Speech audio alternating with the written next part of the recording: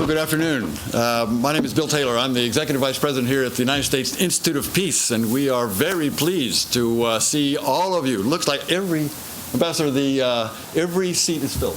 Yes. And standing room in the back. So this is a tribute to the interest in Tunisia, and as it should be, here on this 5th anniversary of the departure of the dictator out of Tunis. That we were just talking about this just before, that about 5:15 in the afternoon, 5 years ago today, the dictator took off. Ben Ali took off, and that was it.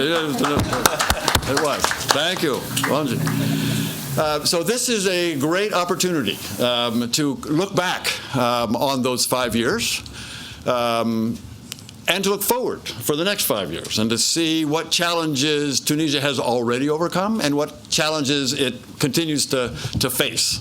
And it's a great opportunity for this group to have input into that discussion, and we're very glad to be able to sponsor that kind of discussion. Let me thank the International Republican Institute and Scott and team. Leo is here. Leo's right here up front. Leo Siebert from the IRI. We're very pleased to be co-sponsors with Leo. They have a big program there, and IRI recently released a poll, sobering poll, I will say, on their interviews of Tunisians to see their thoughts about which direction their country is going. And of course, a great thanks to the Embassy of Tunisia, led of course by the ambassador, but also the Deputy Chief of Mission and Amal, who is here somewhere as well, right here, also right in front of me. Thank you. It's great to have that cooperation and partnership with both IRI and the embassy. So it's a great opportunity.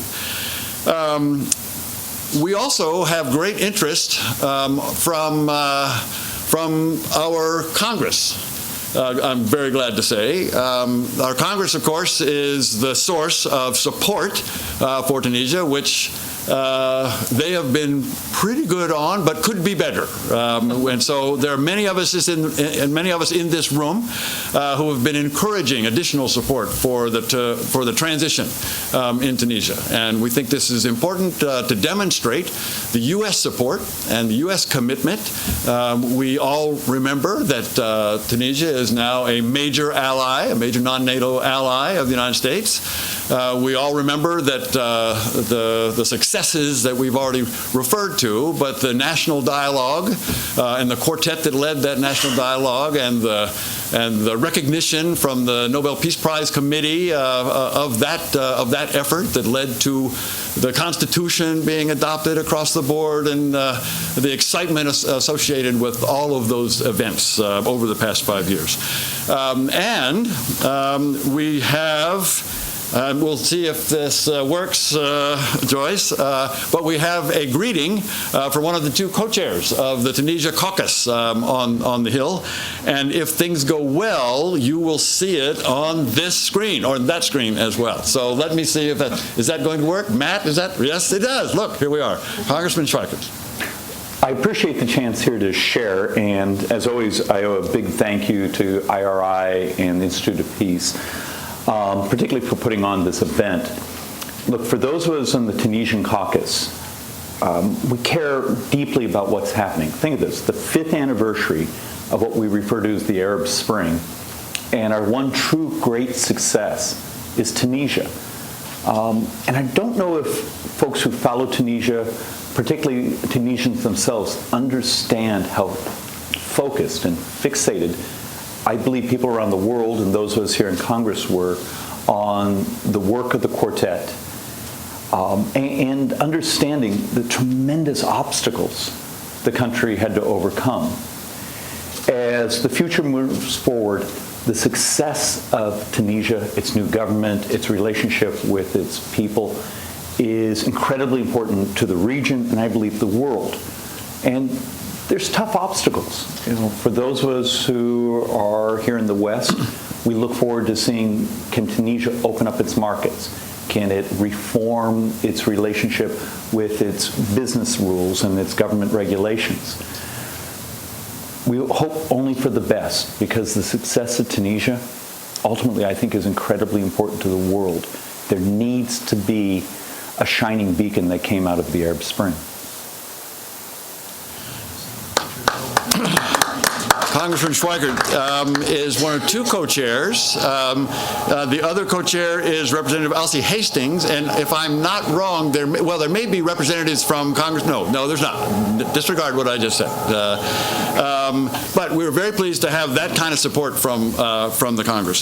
So the next part of this program will be a moderated discussion among the people you see in front of you, whom I will introduce in a second, and then opportunity for you to ask them questions, make your statements, and express your thoughts about Tunisia, both where it's come from and where it's going to. So I am very pleased to introduce to this group, needs no introduction, Ambassador Gouya from the embassy representing Tunisia here in the United States. We're very excited about our relationship and our working together. The Institute of Peace is opening an office in Tunis, which we couldn't do without the embassy here. And so we're excited about opening that office, but we're excited about that relationship.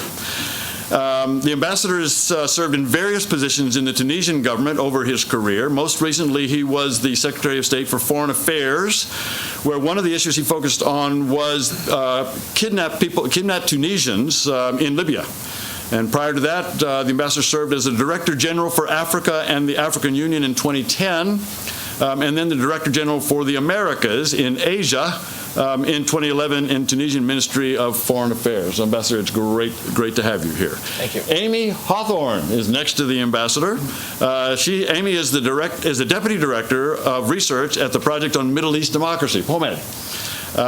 Prior to joining POMED in October, Amy served as a resident senior fellow with the Atlantic Council's Rafi Hariri Center for the Middle East.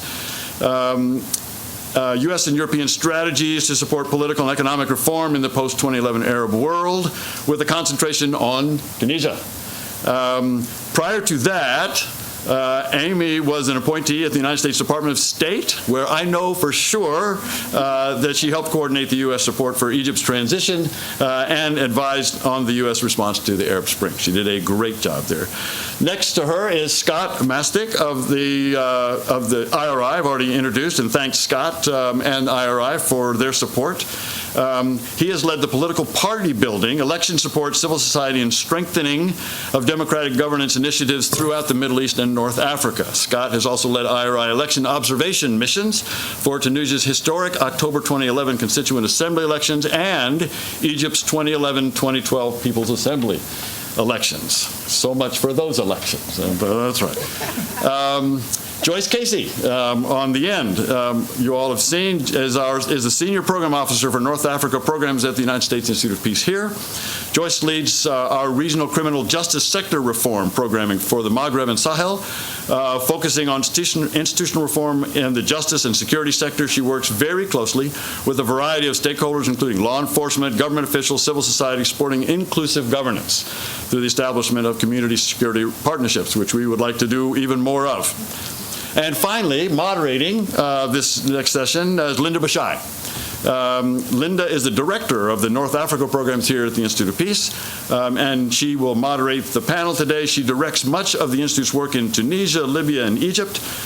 Throughout her career, she has focused on peace building, education and training, electoral violence prevention, countering violent extremism, security sector, and community dialogue. And I'm very pleased to be able to turn it over to you, Linda. Thank you very much. Please welcome the panel. Thank you.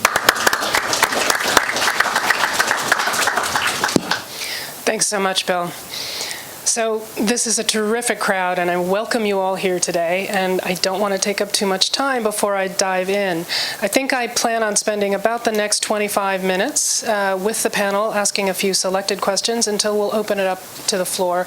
And I'd like to, when we have the mics running, take rounds of 3 questions at a time. Just FYI, that's how we're going to do it. All right, let's jump in. I know that all of us here have been watching Tunisia, and there is much to celebrate and much to be worried about and much to focus on and identify as opportunities for reform and change. But I thought we'd start by taking a stock of the positive things that we can identify, the strengths, the reasons the reasons to be optimistic. What are the indicators to us that Tunisia is in a great place, that Tunisia has strengths, that we know, I think we're all pulling, we're rooting, we want this to happen. How do we know that that the conditions are there? What are the positive indicators that you can tell? We can just go in order. Okay, thank you, Linda. Thank you all for being here to celebrate 5 years of transition, democratic transition in Tunisia. 5 years is a very reasonable time to evaluate what was done, and Linda was telling us that there are some successes, but also there are many challenges. Let's talk about successes, and this is my part. Take the challenges. Yes, we made a few successes. Organizing 3 fair and liberal elections in the framework of 3 years was a real challenge, and hopefully we succeeded in doing that.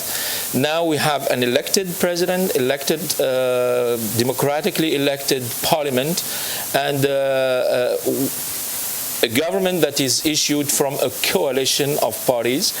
Some can wonder how can an Islamist party, very moderate Islamist party, and a secular party can merge together and can work together hand in hand to work bothly in the government and in the parliament. It is something that can happen only in Tunisia, because Tunisians are known for being moderate, for being united, and for being very looking for consensus when it comes to their national interests. So by doing that, Tunisians also worked very hard towards a very progressive constitution. A constitution was adopted after 3 years of a very hard work, not only at the parliament, but also at all levels of the society.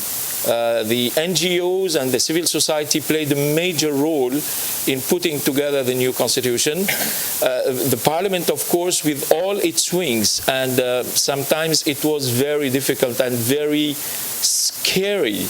We lived many scary moments, but also among the parties themselves, and the media in Tunisia now is playing a very important role.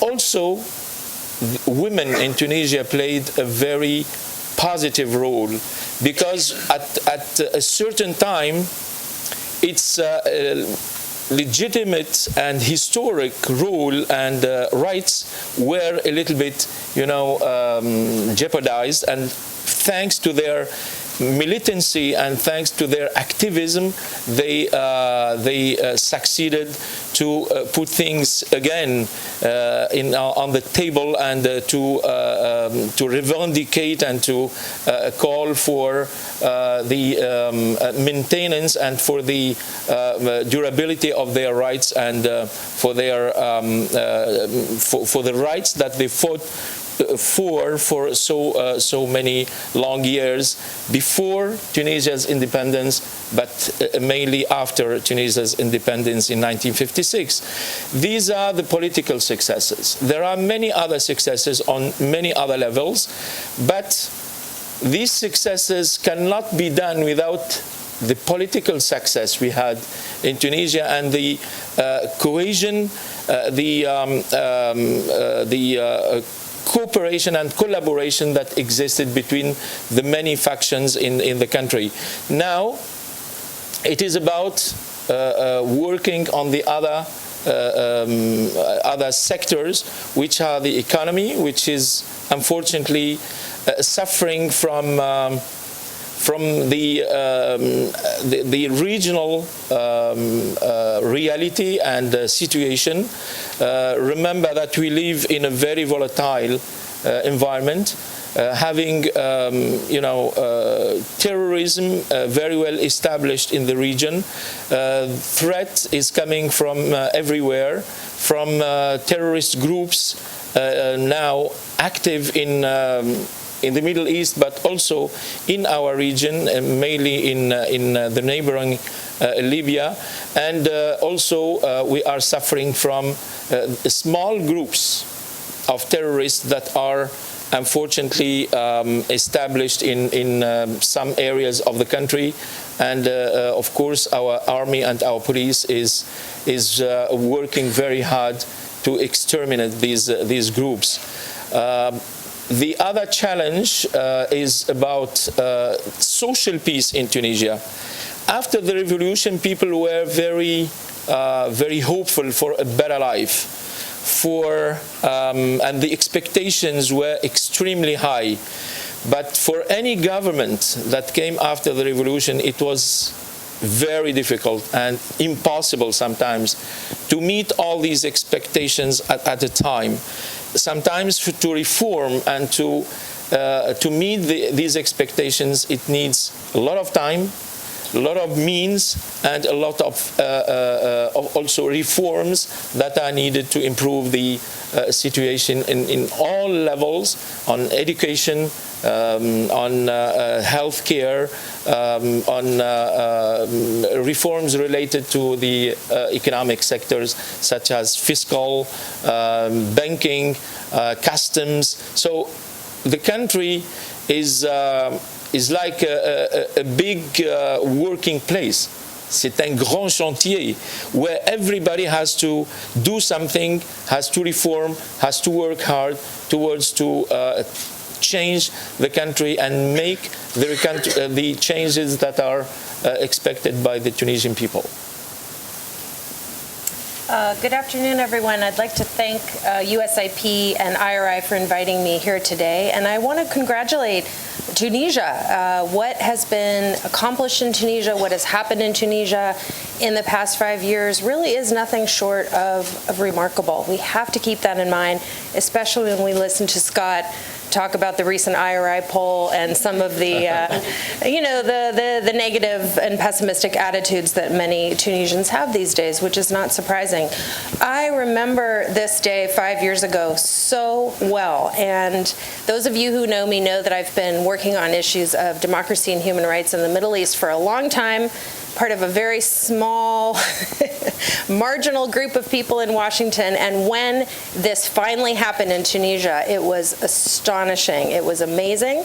And I was almost as excited as my Tunisian friends and colleagues.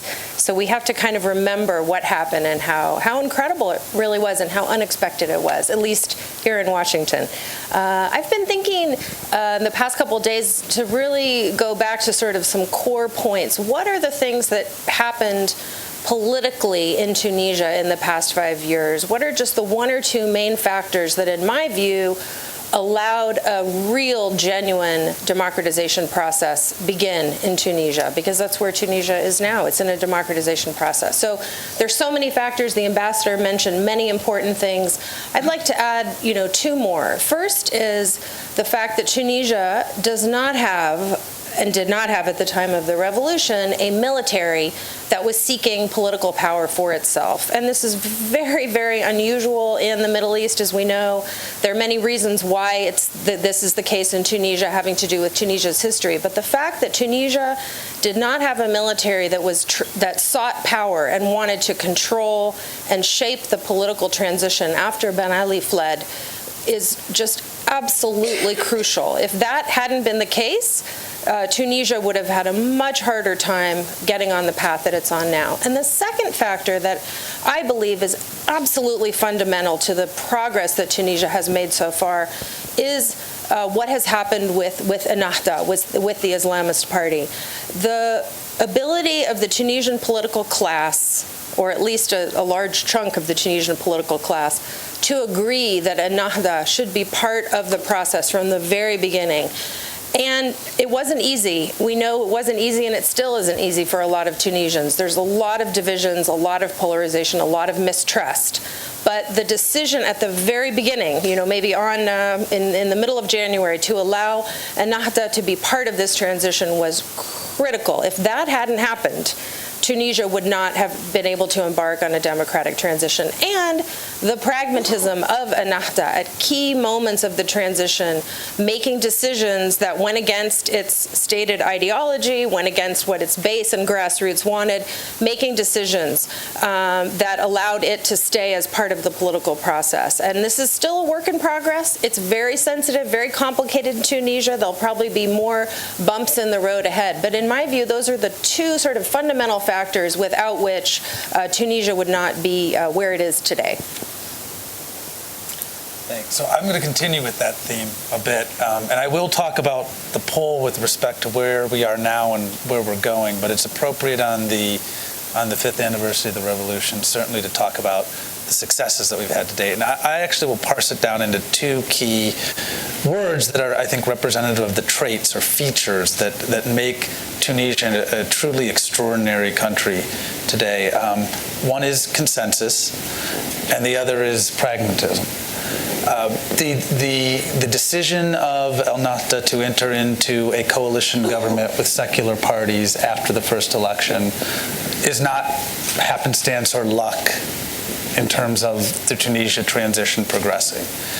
It is a key feature of what helped the country to move forward, what helped to progress the transition in a democratic direction, and then likewise, when the country reached a wall with respect to where that transition was going, the agreement of the main political parties and the key components of civil society to resolve those differences through a process of dialogue, again, was not luck or happenstance with respect to where the transition would ultimately go, but a critical feature of the success of the country.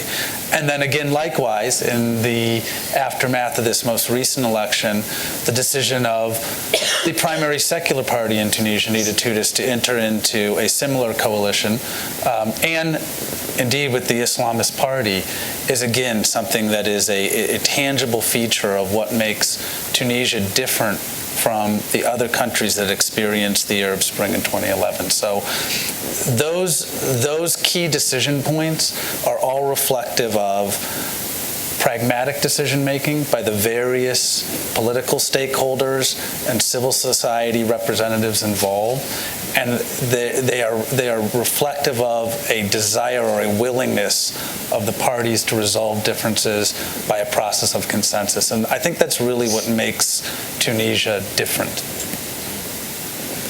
So I remember very vividly, I was in Baghdad at the time, glued to the TV, frustrated that I had not spent more attention in learning Fusha at the point, because I didn't know what was being said on the TV, but I was watching images and, in awe with fellow staff and partners.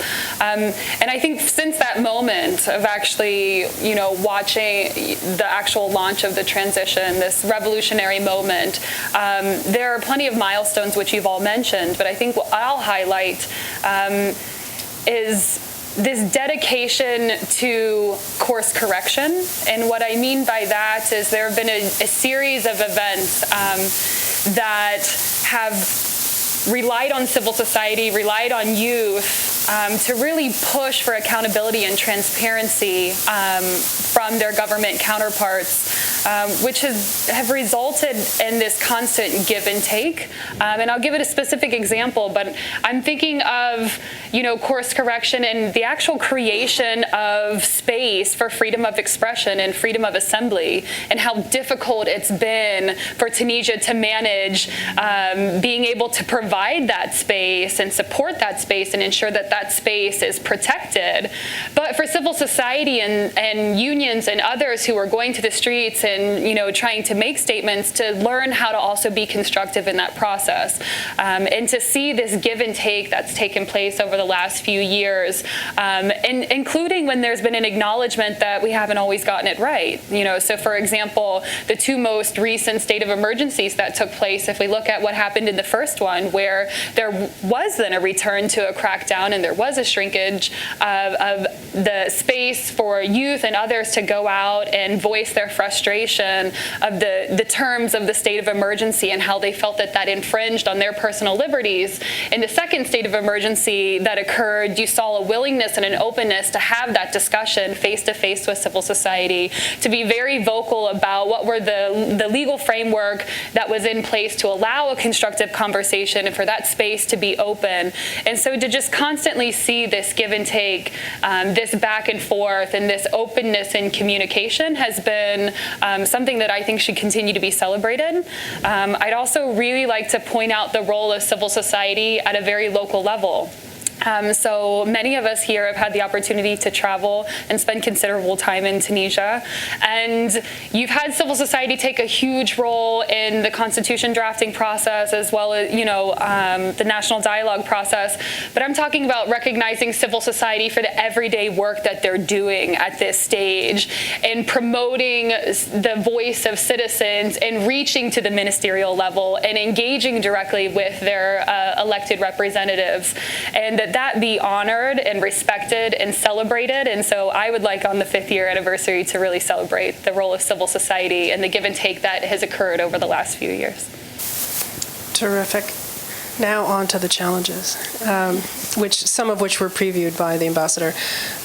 We had an earlier, very small working group session today on Tunisia, and one of the themes that struck me, an observation really, was this idea that Tunisia is at peace. Everyone sees it as this unique beacon in the region. It's at peace, but the peace is fragile.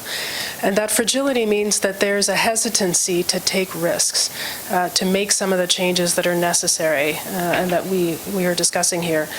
So with that in mind, with this idea that the peace is so fragile that it makes risk-taking or big decisions very difficult, let me ask you about another one of the themes that came up at this roundtable, and that is Tunisia prepared for the imminent decentralization and local government mechanisms that are on the horizon? We're all seeing this as a very positive move, a very important reform, but it's also going to have to be done well. It's going to need to take root to have that positive impact. Is Tunisia prepared for this decentralization, and how should it be achieved? What are the challenges that you see in the upcoming years to helping this process take root? This is one of the major issues that are debated now in Tunisia. How can we establish decentralization? Why I'm using the word establishing? Because now really it doesn't exist.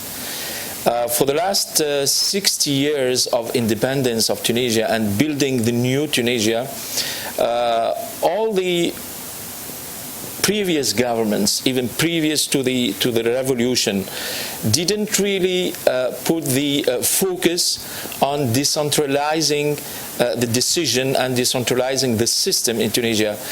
The center was always the major player of taking the decision, but also of executing the decision. And that's why regions never they never had they never took the responsibility to manage their regions and to focus on the sectors and the areas that need the intervention of the government or the local authorities. Everything should go to the center, and the minister himself has to look for sometimes details related to the daily work of his sector and his ministry. Now, a debate is open in the country to really decentralize some, let's say, sectors, and the creation no later than last week of a Ministry of Local Affairs is a demonstration of the engagement of this government to decentralize and to give regions more responsibilities on dealing with their daily issues. Also, we are preparing the next municipal and local and regional elections. These elections will be very important, not only on the political level, and there are many changes now operated in Tunisia. It is even destabilizing a little bit the political life in Tunisia, since the leading country now, the Nida Tunis, is witnessing many changes, and some factions are splitting from the core party to create new derivation of the central party.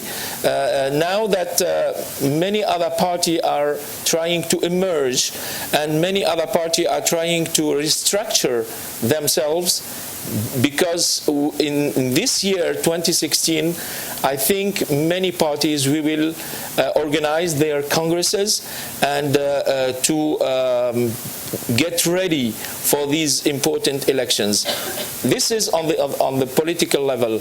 On the operational level, the elections, the next elections, will be crucial for giving regions more responsibilities. And we noticed during these last 5 years, because of the absence of a strong local and regional administrations, many let's say programs and new projects couldn't be implemented, despite the fact that the government is allocating the funds. The funds are there, but there are no regional and local structures to implement these projects and to create the economic dynamics, and to create also the development needed, especially in the inland regions that suffer from a lack of development. Thank you. I actually spent some time in Tunisia in November looking specifically at this issue of decentralization and visiting some of the different regions, the very deprived interior regions of Tunisia. And the decentralization opportunity, the process of decentralization is a huge opportunity for Tunisia. If we think about democratization sort of at its core being about the deconcentration of power, the breaking up of power, the spreading out of power. I mean, democratization is many things, but that is really what is at its core. This is one of the crucial processes for Tunisia because, as the ambassador said, Tunisia has had an exceptionally centralized system of governance over many decades and many presidents. And so this will be a massive, massive shift in the country's political system and its political culture if it is implemented in a way that is real. It's also a huge challenge. I won't go into all of the details right now because I'm actually writing a paper on this very topic because it's so complicated, but essentially Tunisia has to figure out how the process will work, how local governments, local councils, elected local councils, what role, what power they're going to have, how they're going to get revenues, what role. So the whole process of how local government, empowered local government actually works has to be hashed out, and it's very complex technically. It's also very political because it involves a power shift. Then there's the sort of parallel process of the elections. How will Tunisians organize the elections for these local councils? Free, fair elections. There were local elections under Ben Ali, but they were neither free nor fair. So this will be a very different experience. I think that when I think about what Tunisia needs in this regard, it is a successful decentralization process is like one of the keys that can unlock so many other things in Tunisia, economically, politically, culturally. But it's going to be very difficult, and there's going to be a big political fight about, in particular, the Ministry of Interior, which now controls the process, giving up power. So I think that the best bet for Tunisia is a process that is real, that involves a real shift of power, a real empowerment of local actors, but that is also gradual. Because there's another challenge, which is at the local level, there is a lack of capacity. We have to be honest about that, because people have never been given the opportunity, the responsibility, the power to make decisions at the local level. So it isn't just a question of changing the law and creating local councils. We have to think about the Tunisians in Gafsa and in Kasserine and in Gabes and in Sfax who are going to be managing these councils and the affiliated local government. How will they have the capacity, the experience, the knowledge to do their job? That's going to take a long time to build that capacity. So top down, bottom up. Right. So let me agree with the ambassador in saying that the creation of a local government affairs ministry is an important positive step, because what it does is it takes administration and decision-making solely out of the prerogative of the Ministry of Interior. In fact, I would say it's probably the most important outcome of this reshuffled government now, this reconstituted government. Our organization works on decentralization, among others that work in the same space. For me, decentralization is all about process right now, and outcome is less important. It's about process because what our polling data tells us and what we hear from Tunisians is that many people feel very detached from the central decision-making authorities in Tunis. That's especially true in the interior parts of the country. And so decentralization is a framing point around which people have an opportunity to engage decision makers on what the future of Tunisia should look like in terms of how decisions are made. What different levels of government should have decision-making authorities, what mandates those governments should have, what powers are invested in local decision-making and communities being involved relative to what happens at the national level or in parliament. And that's a very important focal point around which to have conversations right now, because of that feeling of detachment or alienation from central decision-making. And so ultimately, a process of decentralization can take a very long time. It can have many twists and turns. There's probably not like a final decentralized Tunisia that we're going to look at. There's going to be revisions to whatever law is passed. It's about process right now.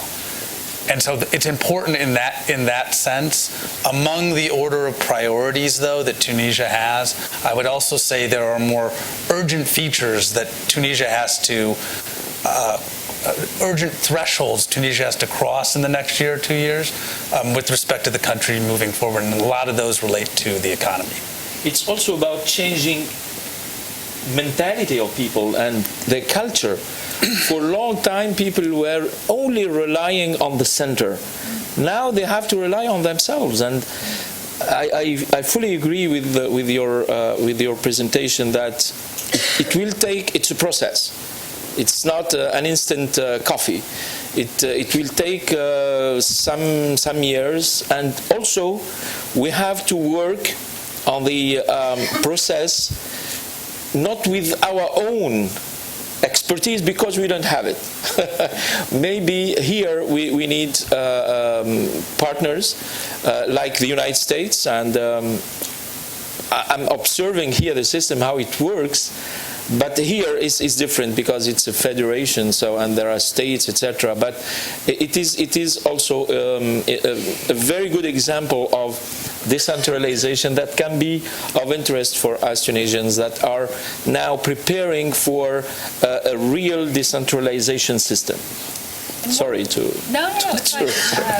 One of the things that I think we're all aware of, IRI polling and just relationships that we have, is there's a high level of frustration among citizens at the local level. That frustration is very real. There's a feeling of marginalization. There's increased polarization. There's all these things at the individual level.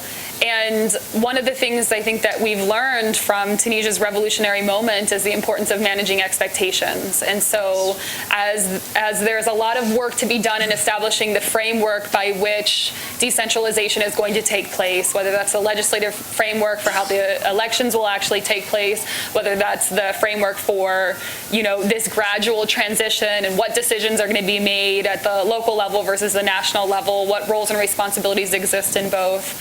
I think one of the things to really focus on is how do we lay the groundwork to also ready citizens for understanding what their roles and responsibilities are in this process. It speaks exactly to what you say in changing the mindset. It can't just be about, well, what does the central ministry versus the local authorities now provide to me? Part of this feeling of marginalization is this lack of connection to decision making. And to be fully connected and embrace decision making requires the responsibility to be aware, to be active, to be very involved, to be constructive in how you give feedback and consult with others. And so these core skill sets, these core pieces where you're willing to be engaged in the dialogue, you're willing to be constructive in it, and you're willing to acknowledge what your role and responsibility in it is as well. And I think that would be the most important process. Manage the expectations and acknowledge the roles and responsibilities that everyone is going to have in order to make that process successful. Wonderful. This could go on. I have lots of questions, but I'm going to set a good example and not ask them because I know that you have many as well. So do we have our microphones in the room? Yes? Great. So Matt will be handing out mics. Please identify yourselves as you ask your question, and please, for the sake of your fellow audience members, do keep your questions brief. So the floor is open. This young lady right in the front row, or second front row.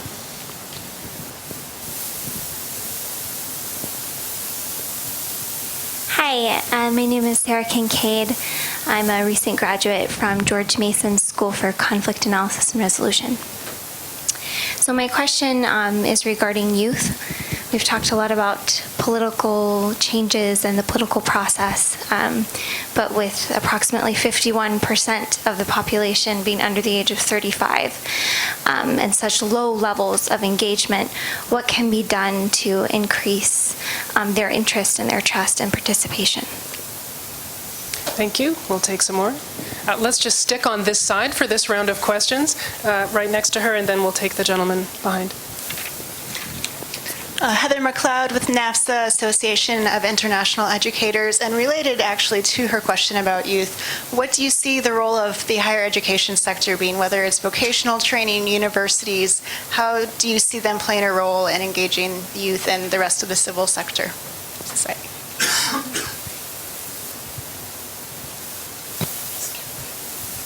Munjid Dawadi with the Center for the Study of Islam and Democracy, and thank you for putting this wonderful event together. Congratulations to Tunisia and all Tunisians for this true and remarkable achievement and change.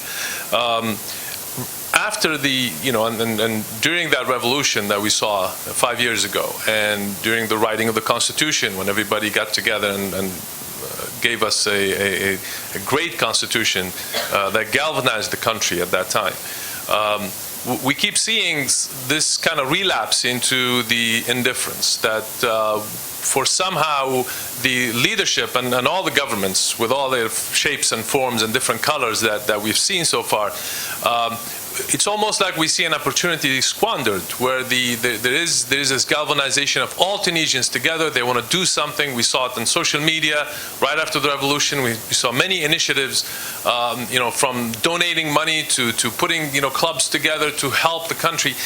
Yet we don't see those governments reaching out back to the people and a leadership that unites all Tunisia under one vision to drive home the difficult reforms that need to be done. So why do we see this? What is it going to take to get to that point?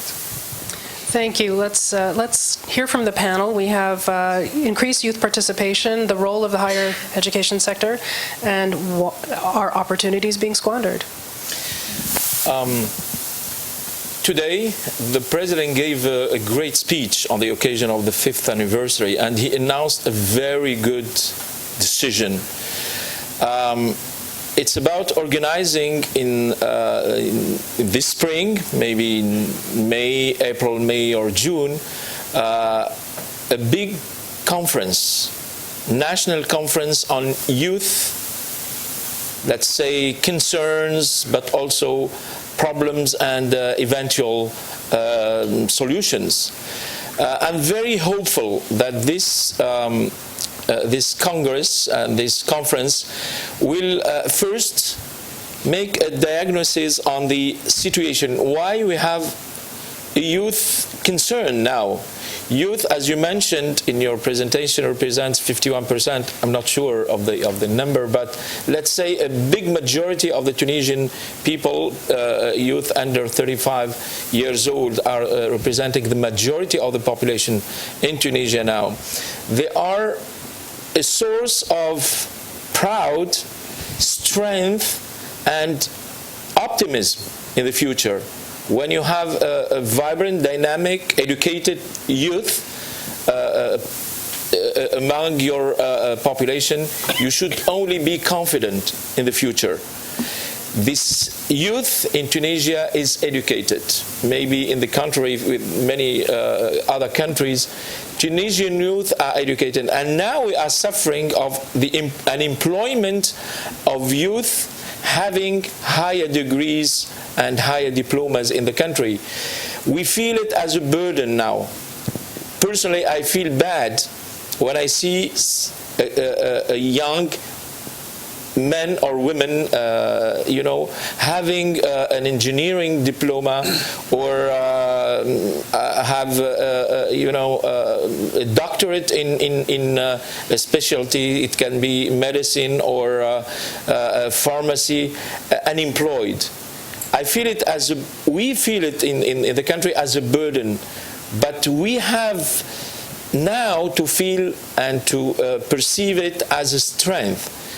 The labor force that is educated, that is dedicated also to the development of the country, should only be considered as a strength and a wealth for the country. I know many other countries suffering of lack of expertise and graduated people and even labor force. I'm not talking only about educated. There are less educated people in Tunisia. They are represented a very important labor force for the country. And for a country like Tunisia that is now expecting development in all levels, only these young people will be the tool to reach that level of development. You talked about the same question was asked about educated population and higher education in Tunisia. Higher education in Tunisia is an issue of major importance for each and every Tunisian. A Tunisian family can afford not to have a car or a house, but cannot afford not to get their kids to university and to schools, even in very reclaimed and rural areas. If you ask any family in Tunisia how many kids you have in primary school, college, or university, you will never see one single home or house in Tunisia without having a kid at school in all levels. And this is one of the strengths of Tunisia. In Tunisia, we don't have natural resources. We are neighboring two major natural resources countries, Libya and Algeria, but Tunisia has human resources. And I think having human resources is a blessing, because these people can create wealth. Only people can create wealth. And we are proud of having youth generation of entrepreneurs. And I had the opportunity to meet many of them here, having enterprises and companies in IT sector and in many high technological sectors. The last question of Munji Dawadi about the relation between the people and the government, the population and the government. we have to admit that Tunisia now is in a transition period. In 5 years, we had how many governments? 5, 6, 7? We are in a phase of establishing a new democracy. We are a new democracy, and we are establishing institutions that can respond to the expectation of the people in a democratic system. We don't want to have any decisions coming from the top. We would like the decision to be taken in a consensus way that gives the people the impression and the feeling that they are contributing to the future of the country and to the decisions that are related to their daily life and their future and the future of their country. So it is very difficult to any government now to satisfy all the people. I can tell you how why Tunisians should be happy with their situation now. Tunisians now enjoy liberty, enjoy dignity, enjoy democracy, enjoy freedom of expression, enjoy education, enjoy health care. We are enjoying all this at the same time. But I know that my population and myself, we are putting the expectation extremely high.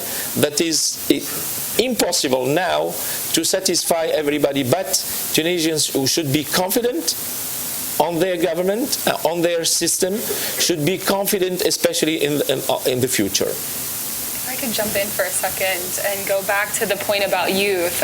One of the things that continues to stick out in my mind is the fact that for the elections that have taken place, the largest group of volunteers were young people. They were so dedicated to the process.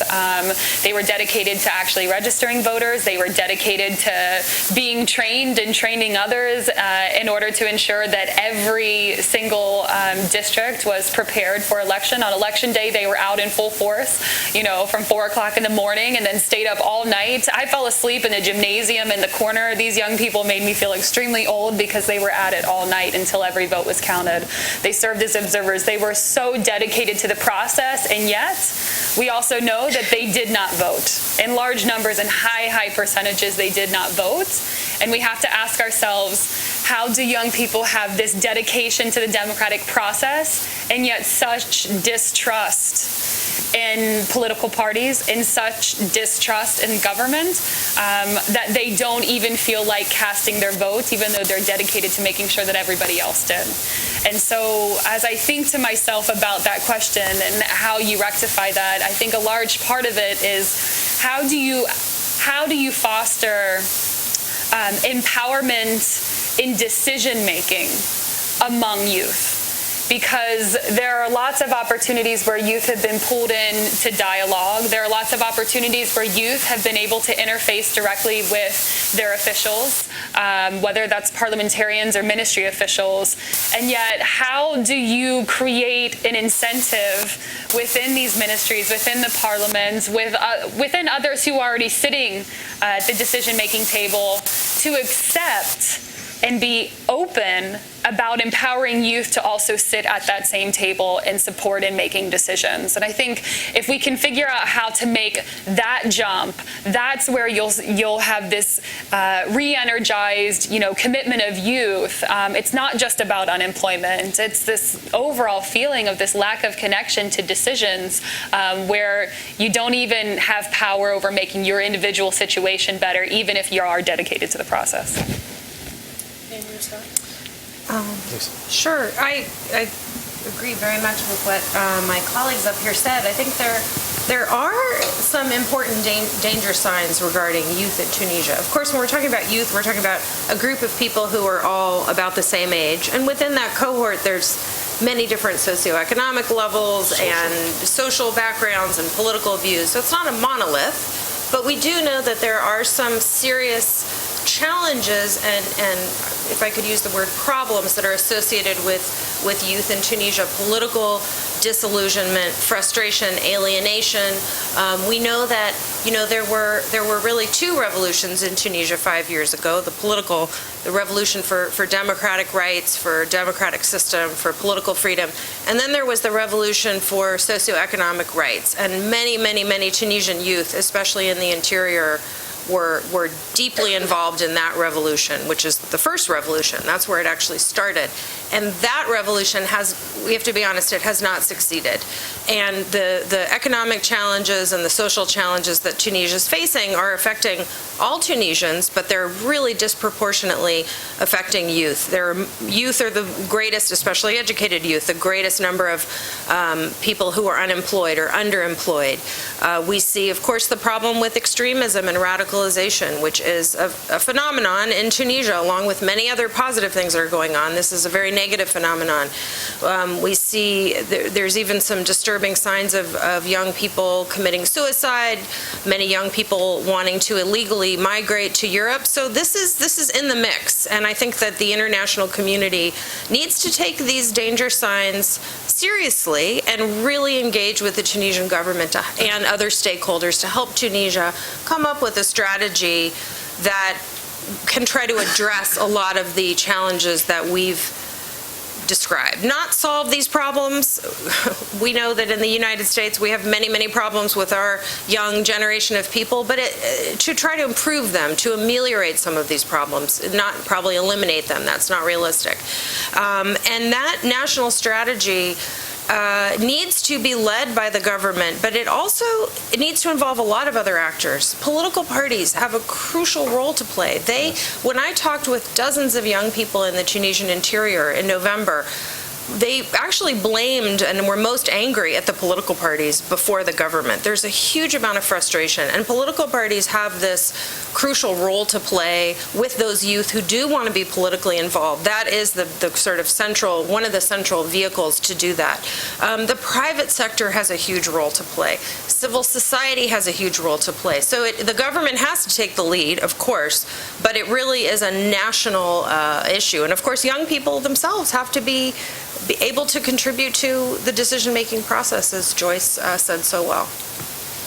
Maybe just one word, and you mentioned, I think the problem of youth and disengagement from politics is not only a problem of developing countries or Tunisia or any other country. It's a global issue. I was watching one of these French television channels a couple of days ago, and the debate was about the disengagement of youth in France from politics, from even the social structure and constraints of the French society. This is an issue that should be debated, I think, on the national level, but also on the international level also, because what we less young people should put ourselves in the shoes of these young people and look at their expectations, their aspirations, their new culture and their new even how they look at the future as a whole. So I'll talk about youth, but let me first respond to Manji's question about sort of why things are the way they are right now, if I could rephrase it a bit, and why haven't we seen more in terms of the types of initiatives or decisions that need to be made with respect to reform and moving the country forward. So with the work we do globally, we've seen in many different contexts that when a new government comes to power, the public is usually patient with them for about 14, 16 months after they get a new mandate. And then they start to scrutinize a lot more what exactly is happening, where do things stand. In transitional context, sometimes that's condensed a bit, especially when there's a sense of high expectation or urgent priority that things need to change.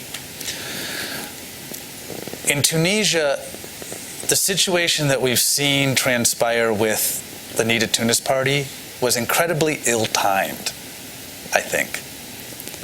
because you went into the summer months and it sort of started to get going. You heard rumblings about it. The divisions started to grow. And then by the time you got past the summer and back into the fall period, when people were poised to get things done, Tunisia's decision makers were very much focused on infighting. And so I think there's been a kind of crisis of confidence there created as a result. And I'm not sure that we're through it yet. But the result of that was you didn't see at a decision-making level in terms of legislation or government initiatives the types of things coming forward that you need to see that Tunisia, and I think in 2016, very much needs to see happen in a rapid fashion. Instead, it's sort of produced a stagnation. And so from that, you didn't have economic reform initiatives that are important. And of course, linked to the lack of progress on the economy, there are concerns about how that feeds into the appeal of violent extremism, especially for young people. So there's an interconnectivity with these things, but certainly the dysfunction right now, or the disconnect within the ruling party, I think is a big problem that needs to ultimately sort itself out, and I would hope sooner rather than later. With respect to young people, in the survey we just did, it was very interesting because across the board, when you look at all the different demographics, not just like 18 to 25-year-olds, but up to like 65-year-olds and beyond, men and women, urban and rural, coast, interior, everybody agrees, bad job with young people. So there's kind of like across the board agreement on the diagnosis that this is a big problem for Tunisia. The challenge is there are a few specifics on the treatments. How do we start to get at this? A conference is a great start, perhaps, but I would say that this government in this year really needs to focus on a serious national effort on combating youth alienation, and that it will have to extend far beyond singular events. It has to get at community level initiatives, at incorporating young people in a more real way in decision making and having their grievances be heard by the key decision makers and acted on. So it's certainly there's an important role, as Amy said, for government to play. And in fact, in this kind of context, I think it's important that government actually leads in this case, because a major grievance now is that young people simply think they don't care. They're not listening.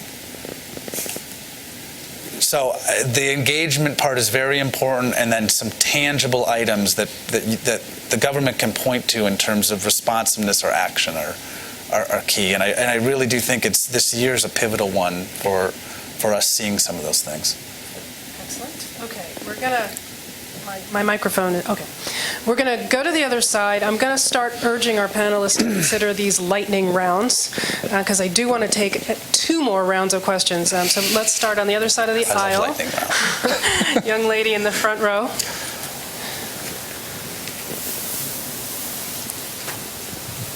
Hi, my name is Sarah Long. I'm with the World Justice Project. We construct a rule of law index, and over the course of the last 4 years, Tunisia's score for absence of corruption has pretty much remained stagnant. And Transparency International's corruption perceptions index has found pretty much the same findings. However, I also noticed that one of the big changes last week was the creation of a new ministry for public affairs and anti-corruption. So my question is, what are some of the new government initiatives to combat corruption, both in government institutions and also in the private sector? Let's move down to the young lady on the aisle. Hi, Rebecca Ash with the Hudson Institute. I've read that the Tunisian government is very concerned with the Libyan border and radicals coming in from the Libyan border. So my question is, how does that concern affect the decentralization projects and democratization? Okay. Bill Lawrence from the American Tunisian Association, and several of our board members are here today, and members. And two very quick questions. One is, and this comes from Phil Frayne, another one who's been involved with us. Why hasn't Tunisia put together a national service focused on university graduates, focused on deliverables from the revolution? So putting young university-educated Tunisians out in the field to deal with, you name it, public health, literacy, electrification, renewable energy, any number of things. That seems like it's got to happen now. And related to that, I'd like to drill down on something that Amy said very interesting in her presentation, and also looking at her recent trip report to southern Tunisia about capacity. Tunisia, as you said, doesn't have a lot of capacity in these regions we're talking about, right? And Tunisia needs quick wins out there. So when the international community looks at the underserved remote areas in Tunisia, can we even be waiting for local capacity to be developed, or should there be new mechanisms? I heard something today about an innovation fund. Should there be new mechanisms for the international community to deal directly with underserved communities before that capacity gets built up for quick wins, again, to excite local populations? Those are All right, big questions, short answers. Thank you.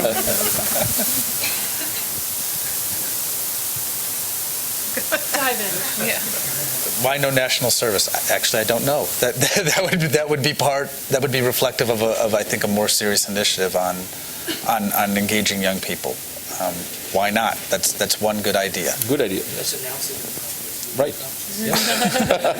It's Phil. Okay. Governance and the rule of law these are major revendication and demands of the Tunisian population, and it's one of the reasons why we had a revolution 5 years ago. In Tunisia, corruption and nepotism and all this, stuff was a real issue in the country. For, let's say, 15 years at least, from the early 90s until 2010, the date of the revolution, the key word in Tunisia, and it happens that I serve abroad for a long time, and when I get back to Tunisia and get back with my family, friends, and everyone is talking about the same subject. There is no one issue that is discussed by all Tunisians. Even my grandmother that doesn't understand anything on politics can tell you about corruption and nepotism in the country, and the favoritism and this family, and so it is a big issue, and I would say it contributed maybe 60-70% to the revolution in Tunisia. And one of the demands of the Tunisian people when they get into the streets from December to January 2010, 2011 was to ask former president and his family, and they are naming the families. This family and this family, dégage. Get out of the country. We don't need you anymore because you are corrupted, and you corrupted the people, and you made from this country a source of wealth, of an incredible wealth of families that we know a few years ago don't have any wealth at all, and all the wealth they get is coming from corruption, not from hard work and from creating business and creating companies, etc. So since it is a big issue in Tunisia, it needs big and very democratic also decisions. Now the legal process, the legal aspect is taking place, and all those who are incriminated with any corruption issue are under control of the police and the justice system, and they are going to court for their illegal activities. Those who are not involved are waiting for, and the population in Tunisia is waiting for implementing a system that will fix and will correct and will put rules that prevent the country from returning back to the former practices. Of course, there are many constitutional institutions and agencies that were created right after the revolution, and now they are working on these issues.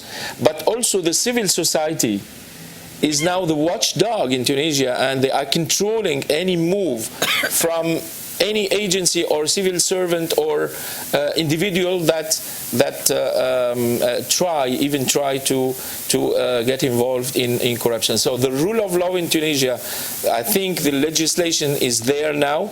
The agency, the institutions are there. It needs some time to to implement these rules and to make Tunisia also again a corruption-free country.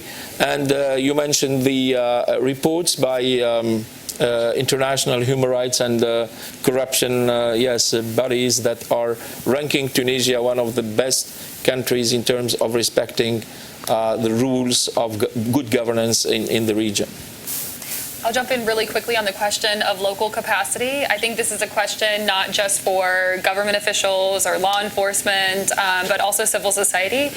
One of the most positive strategies I think that can be undertaken in the coming years, especially as the decentralization process rolls out, is to build that capacity and partnership and thereby build trust.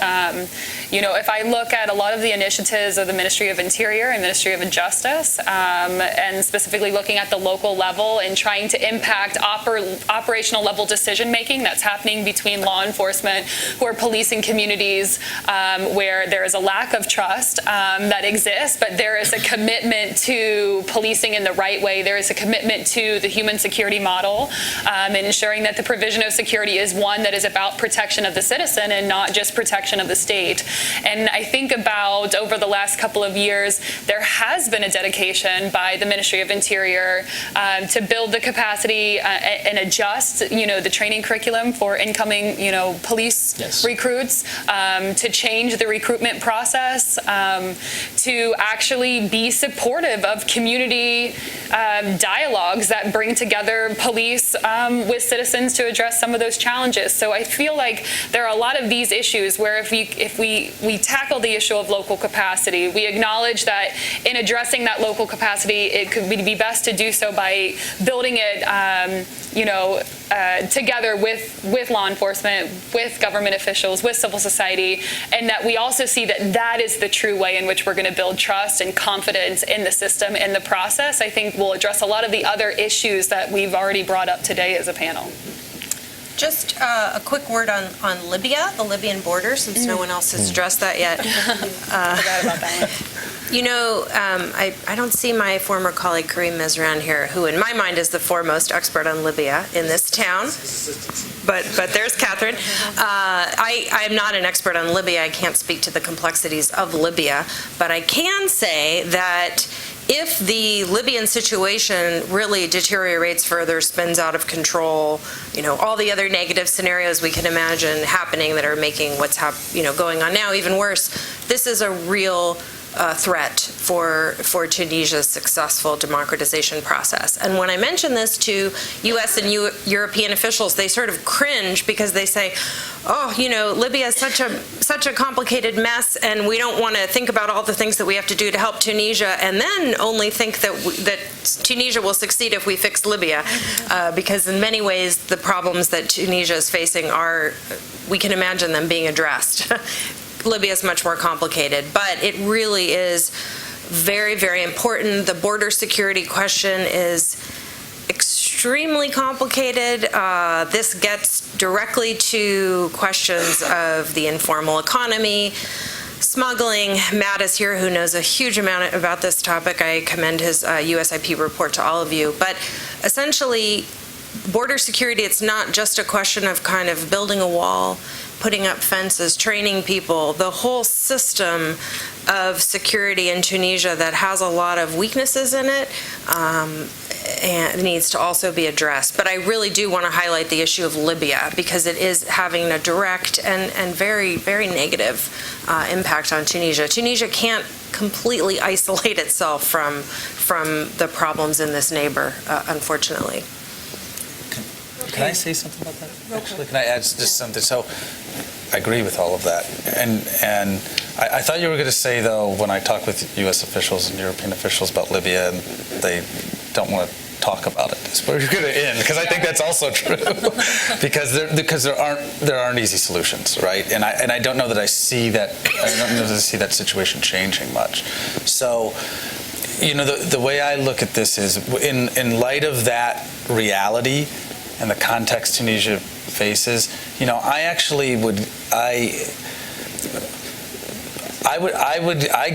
give Tunisia much more of a kind of mixed scorecard on how they've dealt with those challenges than I would a negative one. Only because the country is not immune from the threats posed by terrorism. They have attempted to respond to that with a counterterrorism strategy, but you know, it's a difficult situation, reality that they're going to deal with for the foreseeable future, and it doesn't need to be at the expense of everything else, and certainly not the economic reform agenda.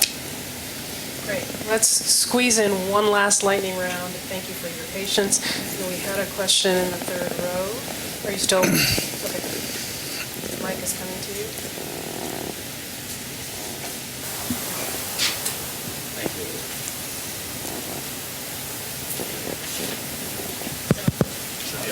All right. Thank you, and thanks USIP for putting this event on. Congratulations to Tunisia for this 5th anniversary. Certainly, it's congratulations to the Arab Spring, despite the fact that the remaining countries are not anywhere near where Tunisia has been able to accomplish. But the Tunisians get it, and the Tunisians have always gotten it by comparison to the rest of the Arab countries.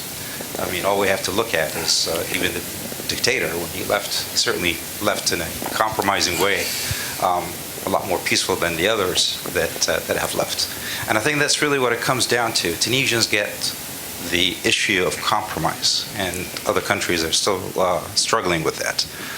Being a Libyan American, and I can say that that is something we're struggling with in Libya as we speak. But the question that, and I must also point out the issue of, that Tunisia still has challenges to deal with internally, but in terms of the external challenges, and you mentioned the terrorism issue, which I believe the solution to it is not just purely Libya. It's something that has to be dealt with on a far greater scale that does involve a lot of other elements. But correct me, Your Excellency, if I'm mistaken. I think to the point of the stability of Libya, not only that it will address the terrorism issue, but also I believe 1 million plus of Tunisians find employment in a stable Libya. That's 10% or more of the Tunisian population. I think that would be a huge relief on the political as well as the country resources in Tunisia. So again, that just goes to the sense of urgency you wanted to see a stable Libya that will also help Tunisia from that perspective. Yeah. Other questions? Here in front. Thank you. My name is Ahmed Kushmak. I'm a PhD student in George Mason. First, let me, or allow me to pay a tribute and respect to the spark of the Arab Spring, Mr. Mohamed Bouazizi, because if it wasn't him, we didn't, live to see that. Being from a country that received the thrown-out dictator Ben Ali, for us, seeing that was a dream, and we didn't believe it at the beginning. And then what happened in Egypt and Libya. My question is, why the Tunisian revolution is different than the Egyptian and Libyan ones regarding that we see what's going on in Libya and Egypt. We're so proud of what's going on in Tunisia, but what's the reason? Is it because of the people of Tunisia? They're civilized, they were ready for that, they were prepared somehow, or is it there is no other interest for other parties to play a role in Tunisia that was like, you know what, we're not interested? So that's the question. And last one, the second row.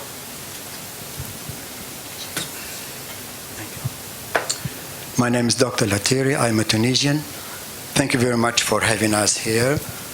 Congratulations to me and to all the Tunisians and to everyone who likes democracy and fights for liberty.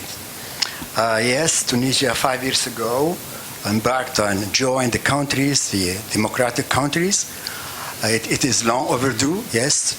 But we have, and I'm going to address something that came up with POMED representative, is about the 60 years that Tunisia has been independent and the formation of its human resources. Just next to you is an example of what Tunisia has produced. And there are so many others here during the last 60 years. So yes, we have to build on what Tunisia has already produced, especially when we talk about governance and decentralization. It is not going to be just for starting from the beginning. No, there is something there in the regions, in the municipality, and there is a budget, there is a governor. Yes, you could say there is no election. I agree with you. But there is something there that can be built on and continue. So that's what my comment. Going back to the conference that is coming up, and the President has already mentioned it, and His Excellency the Ambassador just also informed us, it's a national conference for the youth. But we know, based on our experience, that whenever there is a national conference, most of the decisions and resolutions stays with the conference and terminate when the conference is finished.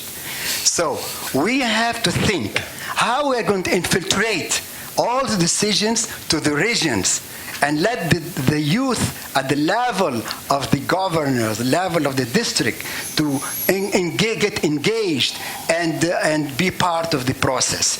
Thank you so much. Thank you very much. Thank you for your patience. I want to invite the panelists to briefly offer reflections and comments on those last rounds of questions.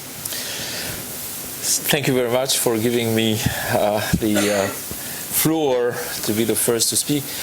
On Libya, when we talk about Libya, and if you ask any Tunisian about his feeling about Libya, we feel like one country, maybe one population, and there is no distinction, and there is no any feeling for any Libyan being in Tunisia, Tunisian being in Libya as a foreigner or a stranger. We have more than 1 million Libyan now living in Tunisia, and sometimes they ask me, how about refugees in Tunisia? They are not refugees, they are living with us. They are in their second country, if you want. Libya is an opportunity not only for Tunisia, is an opportunity. Can you imagine that now that Libya is still in crisis, and we all hope that Libya one day recover and get back to its strength and wealth, because Libya really is a very beautiful and wealthy country that unfortunately was living for many decades under the worst leadership ever.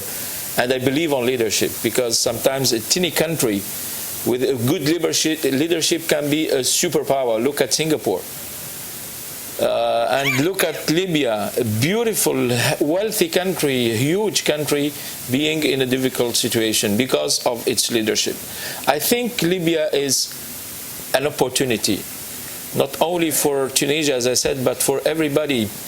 American business people come to me on a regular basis asking, how about our future cooperation with Tunisia once Libya is stabilized. And I say, yes, Libya is a real opportunity. And we have to think one day to gather all our efforts. And it's a win-win, situation for everybody, for Libya to be reconstructed and developed, and for business people from the entire world, especially from here, the United States, from Tunisia, and maybe, as Tunisians know better than any other people, Libya, we can gather our efforts to make Libya a very prosperous and developed country. And I'm confident that Libya will solve its problems very, very quickly. Now they have a new government, is working, starting to, even their government is in Tunisia now. The new government is based in Tunisia, working day and night to put a new strategy for reestablishing peace and security in Libya. Why Tunisia is different? This is a good question, and maybe we need a separate panel on this. Very briefly, we are a nation. There is a difference between a country and a nation. Tunisia is a nation, has many thousands of years of history, of culture, and more than 3,000 years of history and culture made Tunisia a civilization and a civilized people. The role of women, role of civil society, the middle class. Tunisia is composed of maybe 80% of middle class people. We don't have this poverty and the clash of classes. No, there is some homogeneity in the society. Also, an educated population. Most of Tunisians are high educated. Also, Tunisians are known to be very moderate. Also, and this morning we were discussing also why Tunisia succeeded while others failed, maybe because of its army. We have a republican army that never gets tempted by power or government or coup d'etat. In 60 years of independence in Tunisia, we never had any coup d'etat. More than that, at a certain time when the crisis reached its maximum in Tunisia, there are some politicians that approached the l'état-major of the army, and they asked them to stabilize the country even for a while. Why don't you take the lead of the country? Why don't you govern the country? And the generals, they said, no, thank you. We are soldiers. We are not politicians. We are not involved in politics. And we are here to defend the country, to defend the borders, and to make sure that Tunisia is safe. We are not involved, and we don't want to be involved. So it is very important that the army institute, the defense institution, is independent, is professional, and is republican. And that's why Tunisia is different from the other. And there are many other reasons, and I would stop here. Thank you. To your question, sir, thank you so much for your comment. And I think that probably the single thing that makes me the most optimistic about Tunisia's future, Tunisia's democratic future, is the human talent and the human capacity that exists throughout the country for all the reasons that the ambassador mentioned, and many others as well. And to be sure, there's a lot of people, a lot of Tunisians who could benefit from more training and more education and more opportunity to participate. But the raw material is very much there, and this is a huge asset for Tunisia that shouldn't be forgotten. And we also have to remember that democratization, the process of moving from an authoritarian system of government to a democratic system of government, is fundamentally about people and citizens and their capacity for change. And that is really what it's about. And Tunisia has so much going for it in that regard. And we also have to remember on this 5th anniversary that Tunisia's democratic transition, or its shift from authoritarian rule, was generated, created, and led by Tunisian people. It was not, as has happened in other countries, a top-down process of the political elite around Ben Ali saying, you know, you need to leave and we need to start a liberalization process. In Tunisia, it was bottom-up, and it was started by the Tunisian people. And this is a huge asset going forward. So I'm very, very optimistic in that regard. So let me, in closing, just say something about the survey that we did. If you go to our website, you can find it at iri.org. And when you look at it, you may say, wow, it's kind of bleak. Things don't look great. Pessimism was at an all-time high in this survey. 83% of people say the country is going in the wrong direction. So after all of this discussion today, know that that's kind of the mindset of the public. We did that survey in November. We've done 15 since March 2011, so you could look and see kind of trend lines. In thinking about that, though, you know, it's important always to think about the context. And pessimism was very high once previously in October 2013. About 79% of people then said the country was in the wrong direction.